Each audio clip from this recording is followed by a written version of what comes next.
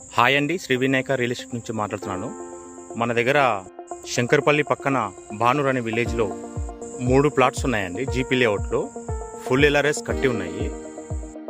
ఒక ప్లాట్ వచ్చేసి 400 గజాలు, వెస్ట్ సౌత్ కార్నర్ ప్లాటు.